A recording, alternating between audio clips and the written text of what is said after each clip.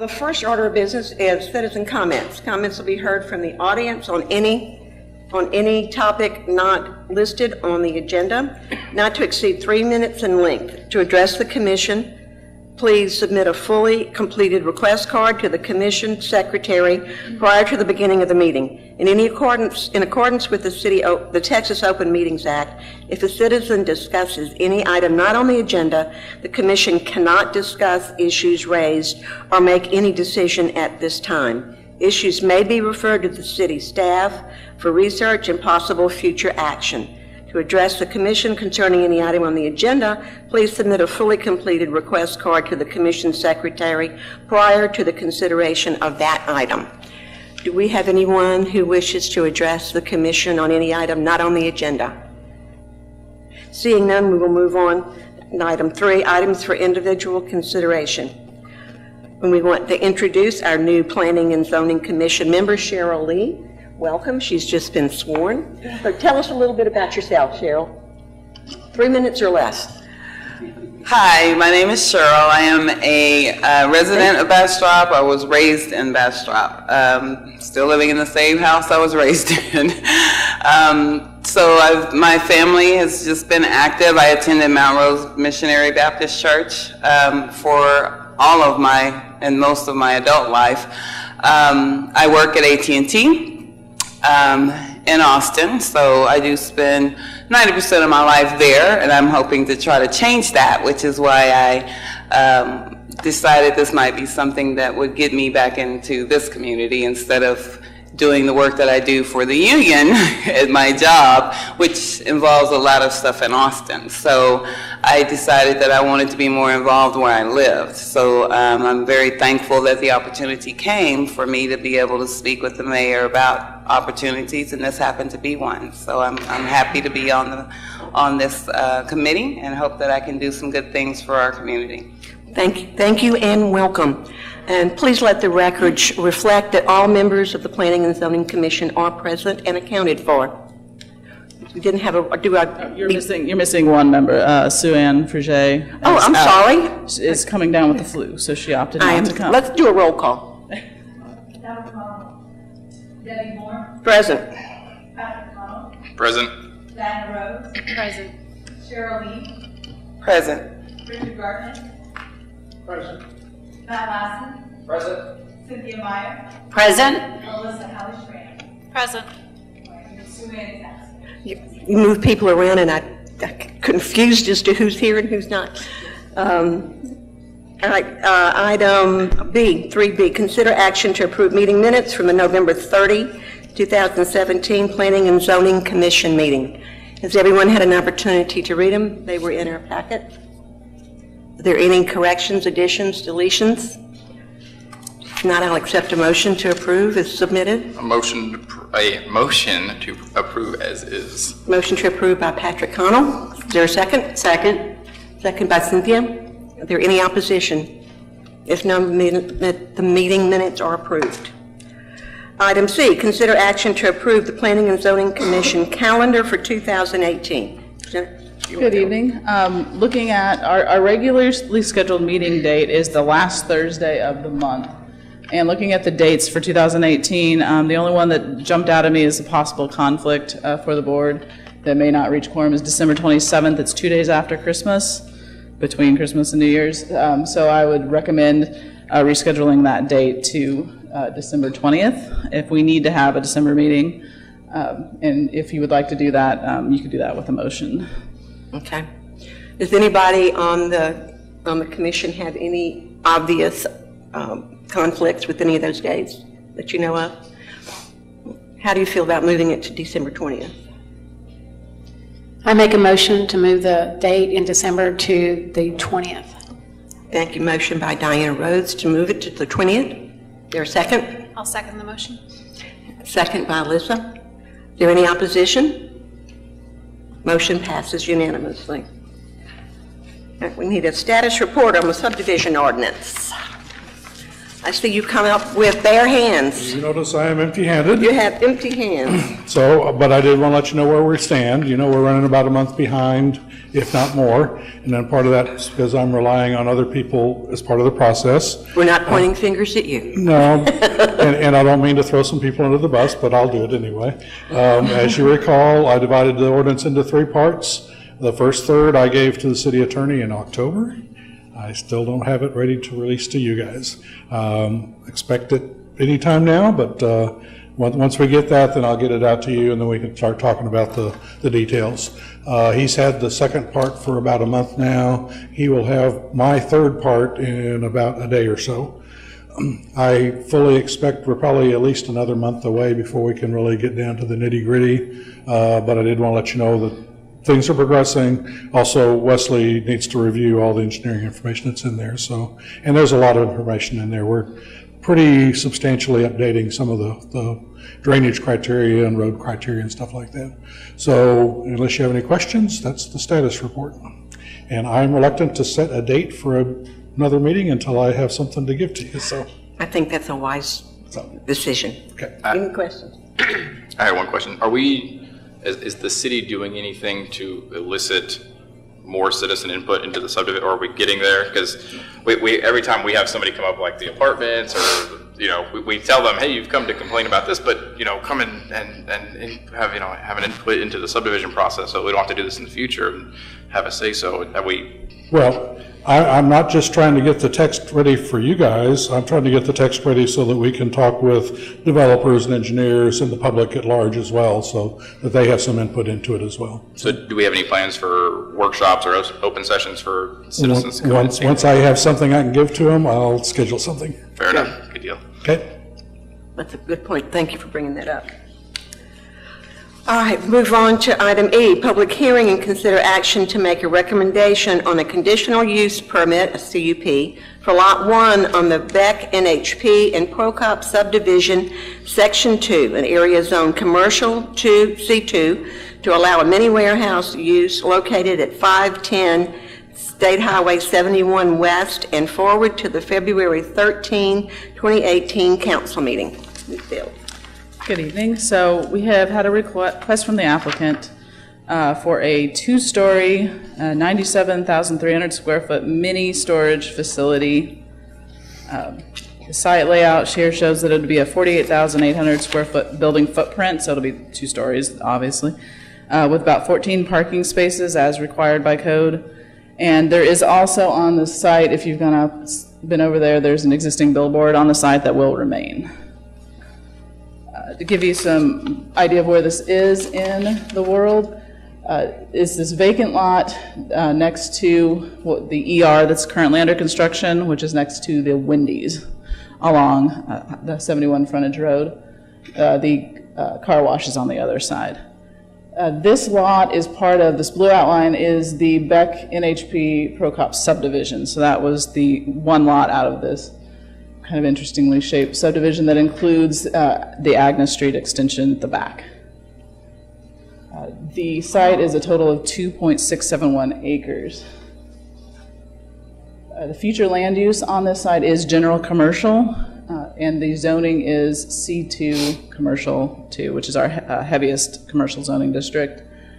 The surrounding areas are also zoned C2. There's C1 to the rear, and then to the west is the Pecan Park commercial section of their PD. We sent out 7 public notifications to the 200-foot surrounding properties, and we received 1 property owner with no objection, and then 1 that we just received today that I need to hand out to you that was opposed.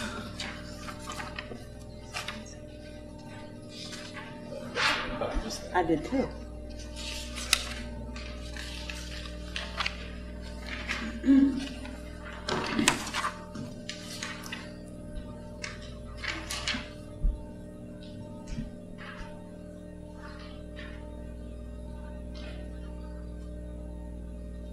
And this is the property, this property owner was the one, is the ER that's under construction. That was just sent in today. conditional use permit, they have a set of 5 requirements. That the use is harmonious and compatible with the surrounding existing uses or future proposed uses. The activities requested by the applicant are associated with the base zoning district in that area.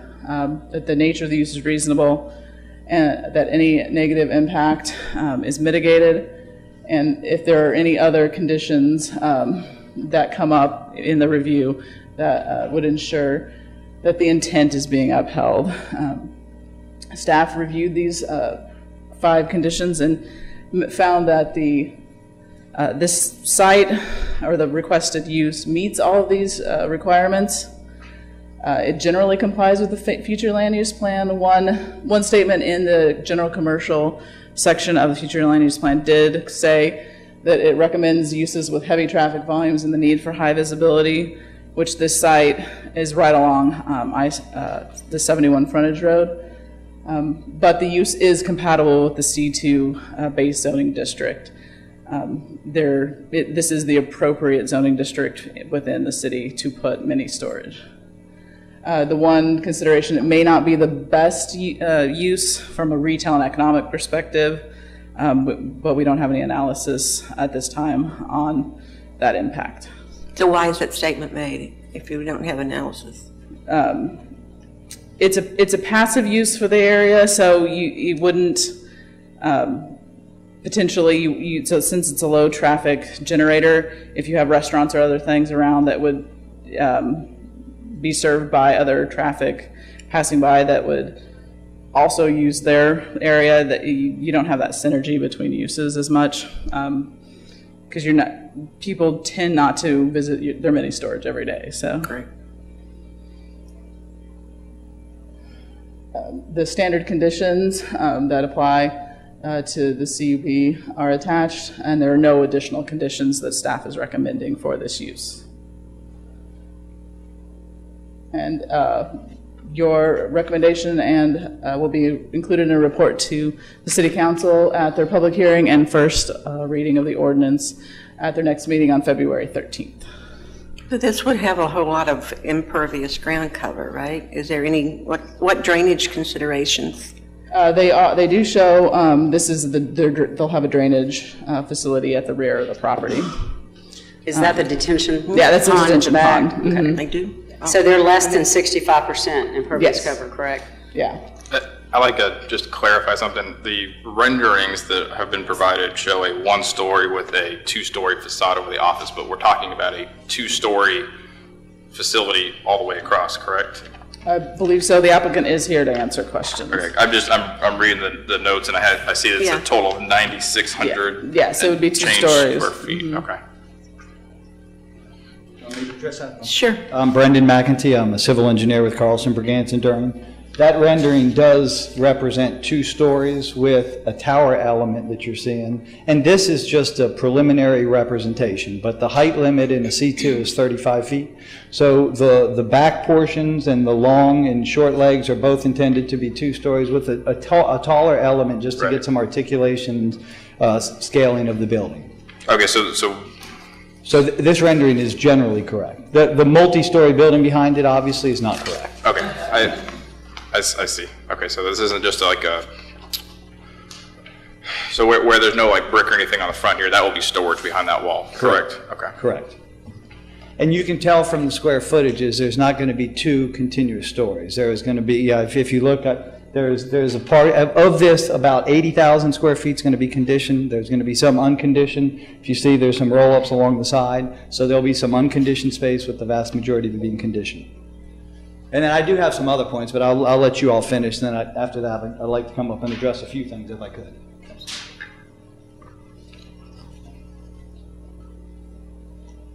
Any other questions for And staff? how does this comport with the comprehensive plan?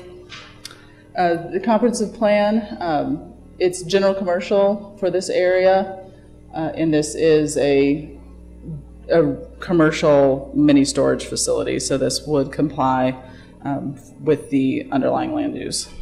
I'm sorry. I have a question about traffic, just having I mean, you're gonna have some amount of probably larger box trucks, U-Hauls, that kind of thing, dropping furniture off or whatever here. How will that impact the frontage road traffic? There's been no traffic impact analysis, but they do show the driveway here that will connect to the neighboring property, the ER. So you'll have a couple entryway points that people could turn before this point too.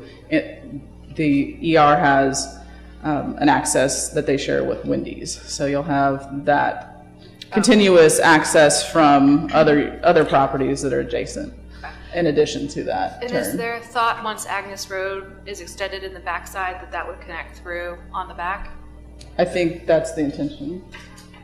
Well, no, there's a hotel, I mean, there's additional land between us. Can you go, Yeah, Jennifer? can you go back to the large to the parcel map? Yeah, I mean. Oh, I see. There's some property that separates us from Agnes. So no, that driveway is intended to be an internal access drive that's just going to serve this development. There is not, at this point, a plan to extend it to the south and tie it into Agnes. Okay. Okay, I have a question.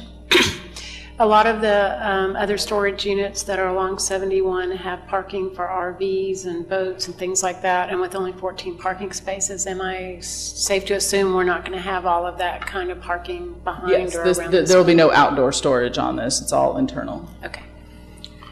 Does this fit well, I assume it does, but I'll clarify. Does this fit the bare minimums for fire protection standards for development like this? Because my only concern for this is if this catches on fire, and I would assume it's going to have the latest and greatest fire protection, but if it did, it's going to be fire's going to have a heck of a time pulling hose to the other side of that building because the driveway stops halfway, and then on the other side where the car wash is at, we don't have a place really for them to go. So I would assume this meets the bare minimum, right? Not above and beyond. And that'll all be addressed during site plan and building review. It will have to comply with the fire code. Okay. Visualizing this, I see the car wash on the east side and the ER on the west side. And I think you probably answered this a while ago, but I just wanted to understand, are there connections from those to this facility? So so right now there's that existing driveway for the Wendy's that they'll share with the ER. And then their site plan has them stubbing out their front driveway to this property where it can connect. Okay. That's the plan, is to connect it to that stub out? Well, that'll be worked out during the site development. If you look at our site plan doesn't contemplate that. Can you come to the microphone, please? Can you go back to our site plan, please? Thank you, Jennifer. Well, we have an existing driveway turnout. This property, this previous use was an old storage facility. And, it had a driveway coming off of that concrete turnout that ran down the planned north side, and it served 8 storage units. It was torn down in 2010. So we're going to use that existing driveway turnout to answer the previous question about trucks. It will have to be widened and modified to meet TxDOT permit requirements. We don't need nor necessarily desire a connection to the ER. But that's something we'll have to work out with Wesley's group as we go through the site development permit process. That from our standpoint, that was outside the CUP. Right.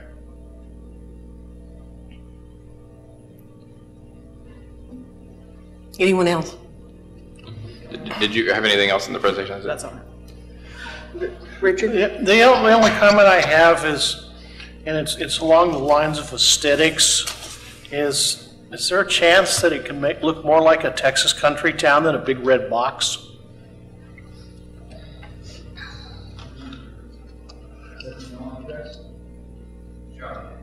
Okay. I'll turn it over to the proposed developers. We have 2, Tim Hendon and Matt Mathias. And I'm the Matt Mathias of that. Hello. Hi. Thank you for having us here this evening. Let me just give you a little bit of history in order to answer that question. We've done 4 facilities around Austin in places that people considered almost sacred, where you couldn't do them. We did Steiner Ranch, which is a master plan community with architectural control. We did Terra Vista as our latest in Round Rock, the master plan community up there that's very, very nice. Westlake on Loop 360, which is a Hill Country Roadway Ordinance location, and Lakeway. where they had a moratorium on storage at the time, and because of our design, they gave us a special permit and we were able to do that. So we try to pay attention to the aesthetics of our project and have them fit in. This was a very quick rendering that was done just to give the idea that there needs to be some vertical element because of the highway elevation there, so that it can be identifiable and so that it doesn't look like every other single-story, strip of doors out there. That's not who we're looking for. We hired a market study firm out of Florida, and they said in this community, with its upscale nature that it's going to, there's underserved by 80,000 square feet of climatized storage that's not here today that there's demand for.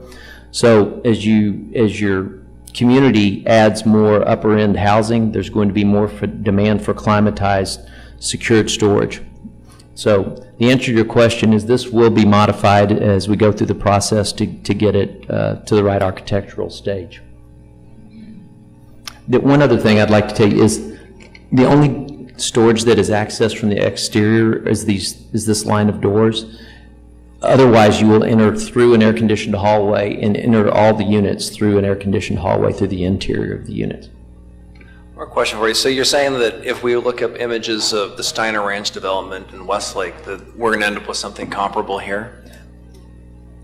I wouldn't be, Steiner, no, because they wanted a modern look. Mm-hmm. So it was designed to meet the community that it was in. More than the 360 and Terra Vista and the other ones are more likely to be what you're looking at.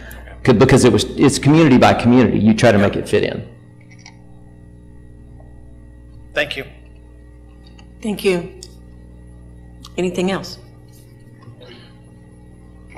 Just kind of a matter of just understanding, I guess. So we're asking for a conditional use permit because this doesn't comply with the current PD that overlays the area? No, this is the base zoning district on this is C2 commercial. Okay, so it is C2, just straight up? Just straight C2, which requires a CUP for mini warehouse. Just so I'm clear, what's the definition of mini storage? Is it less than a certain number of storage units? Is it the storage units are extra small? Or, I mean, what would be the definition of mini storage? Individually accessed, so not a warehouse where it's all internally stored. Many individual access units, the bays like that, that are for retail, commercial storage. So I don't believe that this would be a reason to apply any additional conditions. I'm going to reiterate what was said, in that I think that the citizens, the biggest concern will be, how does it look? Do we drive by and do we see a big ugly mini storage center? Do we see something that kind of sits back and kind of fits in with the area? I would generally agree with the objection that we received that this is a little close in to the I don't want to say the center of the city, but in closer to all the shops are, where retail might be a better fit. But that's not our place to tell somebody what they need to put there. I don't think it's a reason to add an extra condition to it. But I would just say that the pushback from the community will be decided once they see what it's going to look like. Other than that, I don't think they'll mind. Anything else? If not, I'll entertain a motion. I have one last thing. Is there any conditions that you could think of that you would like as staff to help give you some control over the way things look? If that's something you want us to consider, then that would probably need to be a condition, but I don't know how you'd want to word that since they don't have a specific. That's why I'm asking if there's if you guys have any thoughts on a way to word that to give some flexibility and not be very rigid, but to. Can we urge and request? Yes, you can urge and request. Okay. Don't build a big red box.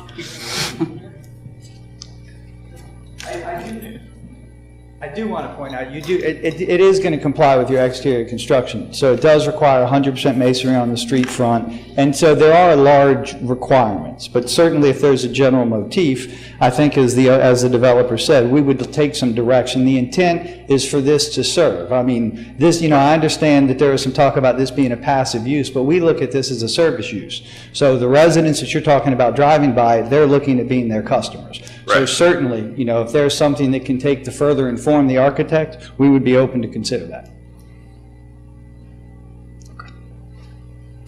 Motion to approve as is. Motion to approve by Patrick. Is there a second? Second. Second? Let's call the roll, Viv. Just a clarification, this is a recommendation to the council. To the council, yes. Yes, ma'am.